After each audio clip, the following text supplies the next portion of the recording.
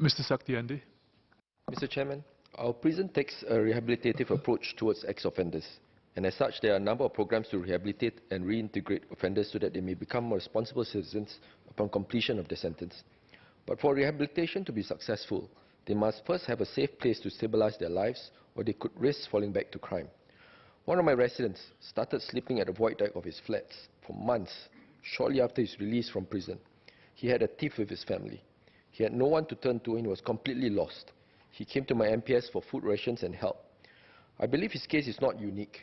I recently raised a question in Parliament about inmates who do not have a place to stay after their release. I was informed that those who are homeless would be referred to the Family Resource Centre at the Singapore Prison Service, as well as interim housing options such as halfway houses and shelter homes. I'm concerned for those who thought they had a home to return to, but only to find that their family was not willing to accept them. They didn't want to go back to get a referral, or they found the process to be troublesome. Then there are those also who do not like the interim housing options because of the restrictions. Some of my residents told me they prefer staying with friends who would have them or in public places until they have found a stable job. Nevertheless, many job applications would require the applicant to give their home address.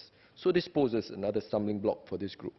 Can the Ministry and other relevant agencies establish a hotline and safe lodging coupled with job agency services to help these people get back on their feet?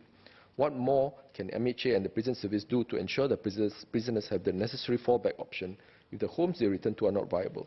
Can more be done in terms of resources by MHA and other national agencies to ensure inmates have a hotline or safe lodging for them with a comfortable environment and embedded job search agency services for these two groups of people before they stabilize their lives?